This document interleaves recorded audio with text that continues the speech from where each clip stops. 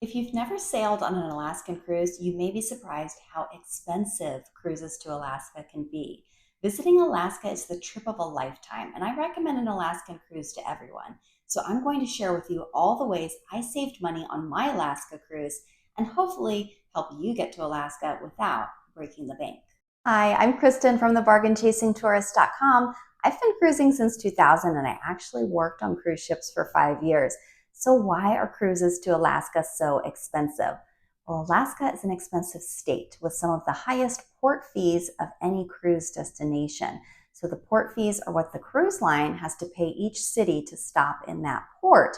And there are usually about 3 stops in Alaska on a 7-night cruise, which trickles down to you as part of your overall cruise cost. Another thing is that the shore excursions in Alaska tend to be these epic bucket list adventures that you don't see on any other cruises but Alaska. These are like a helicopter ride that lands on top of a glacier, to dog sledding with Alaskan huskies and their mushers. I don't think in my almost 25 years of cruising I've ever seen a shore excursion that cost $2,000 per person until my most recent Alaska cruise. And that's the shore excursion. That's not the cruise fare. However, cruises still remain the most cost-effective way to see multiple destinations on one trip, which is why I still cruise and I recommend cruising to you. So let's get into all the ways to save to get you to Alaska. All right, the first savings tip, book early. As I film this in August 2024, Princess Cruises, who has a huge presence in Alaska, is promoting their Alaska cruises for summer 2026. Now, of course, the cruise lines and the travel agents always push these last minute cruises that are supposed to be these smoking deals, but unless you live within driving distance of the departure port, that money you save from that last minute cruise is going to be eaten up by the last minute airfare. In general, I don't think it's a good idea to drag your feet booking an Alaskan cruise. Alaska cruises are very popular, not only for the unique destination, but also because they sail during summer, and summer is a popular time to vacation. Cruises in the summer also sail at or close to capacity. Alaska cruises attract a lot of different demographics. You will see multi-generational families cruising together, couples, seniors, church groups. Everyone wants to visit the last frontier, and rightly so. I booked my Alaska cruise 7 months in advance, and by booking this early, I was able to find the lowest prices on airfare too. Now, I personally have not taken the plunge of booking 2 years in advance because, to be honest, I'm still scarred from the pandemic and what it did to everyone's vacation plans. But maybe now that the cruise prices are steadily rising, maybe I'll commit and book 2 years early. My second savings tip, book with a travel agent. There are so many benefits to booking with a travel agent. First, they buy blocks of staterooms on cruises and then sell them lower than the cruise line prices. Travel agents also offer their own deals and incentives on top of what the cruise line is promoting. When I booked my Alaska cruise through my travel agent, I was able to get the Kids Sail Free promotion, which was a Royal Caribbean promotion, but also onboard credit and a shore excursions voucher exclusively through my travel agent. I can't stress this enough. You need to talk to a travel agent on the phone. You never want to add a cruise to your online cart and then check out. Speaking to someone on the phone will allow the travel agent to find any discount that you could qualify for and even unpublished deals. While I did book my cruise with my travel agent, there's another great way to save money on cruises, and that's by taking advantage of the cruise promotions while you're on another cruise.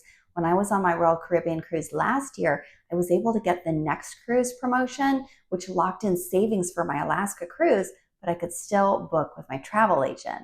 So I've only done this with Royal Caribbean, so I don't know how this works on other cruise lines. But with Royal Caribbean, you don't have to actually buy the future cruise while you're on board the ship.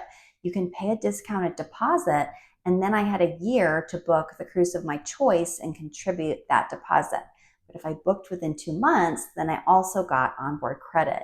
And that credit is determined by the stateroom category you book for the future cruise. So this really worked for me because when I'm on a cruise, I'm focused on that cruise. It's hard for me to book a future cruise right there on the spot. And this way I could go home and review pricing and details, but still get that discounted deposit and the onboard credit. The next thing I did to save money on my Alaska cruise, which could possibly save you hundreds or even thousands, is to sail during the shoulder season, which is April, May, September, and October, where you will find the lowest Alaska cruise prices. Cruises in June and July in the peak season will likely be more expensive. And because I sailed the week before Memorial Day in May, I was able to secure the kids sail free promotion for my daughter and my nephew, which means we didn't pay a cruise fare for them, only taxes and fees. Now, had I sailed the week after, the cruise would have been significantly higher because Royal Caribbean, at least, does not honor kids sail free during the summer months. The kids do have to be 12 years old or under and have to be the third or fourth guest in the stateroom to get this benefit. I mentioned shore excursions before, which have the potential to increase your cruise cost by thousands. So to save money, we booked a shore excursion in one of the cruise ports only. We went whale watching in Juneau, but we did not book through the cruise line. The cruise line shore excursions are sold at premium prices, even though they use the same local tour operators that you can book independently or with tour groups.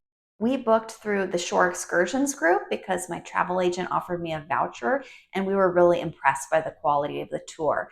Now, if you book your own tours independently, I still recommend you do it in advance because they do sell out. Now, had my cruise gone to Ketchikan and Skagway, I would have wanted to do shore excursions there. But since we went to Sitka and Icy Strait Point, I didn't feel the need to book a shore excursion because both of those stops have free public transportation, either by bus or gondola, and we just did nature hikes in those ports. How about on board the ship? What are some of the ways I saved money? Well, I didn't book any specialty dining. I didn't buy an alcohol or a drink package. And I know for some of you that's just going way too far. I know a lot of people want to have a fine dining experience or a drink with their dinner every night. I get it. Just recognize those are splurges. You're going to have to budget for them. So another way that I save money on board is through onboard credit. I mentioned earlier that we got the kids sail free promotion, but everyone in the cruise cabin still gets charged the daily gratuities, which add up. My goal for any cruise is to earn enough onboard credit to pay for not only the gratuities, but also the things we buy on the ship. So for my Alaska cruise, I earned onboard credit from the cruise line through the Next Cruise program, and then also from my travel agent. But the other way I earn onboard credit is from my cruise line credit card. So I put the balance of the cruise on my card plus a couple spa reservations. And then my one splurge for this cruise was the Key, which is Royal Caribbean's VIP program. So I'll have to do a separate video on my experiences with the Key. But those credit card purchases earned me onboard credit. So when I cruised, my onboard credit paid for the gratuities for the four of us, a souvenir for my daughter from the gift shop, and a spa product for me. And then I actually had credit left over. So at the end of the cruise, I didn't have a bill.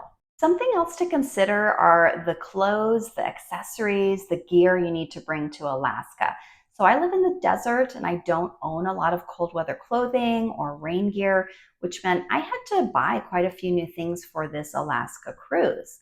Now, I have a separate video dedicated entirely to the clothing for Alaska, and then another video for the must-have accessories, which I will link to give you some inspiration. So here in Arizona, winter clothes don't stay on the shelves long, but because I booked the cruise early, I had months to shop when the stores had the most options. Had I been looking for boots in June, that would have been a lot more expensive.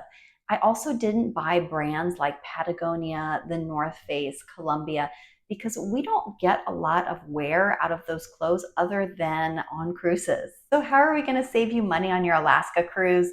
Book early, use a travel agent, possibly get some of those onboard deals, book your shore excursions outside of the cruise line, try to sail during the shoulder season. If you're on a tight budget, don't buy those drink packages or specialty dining, and try to earn as much onboard credit as possible.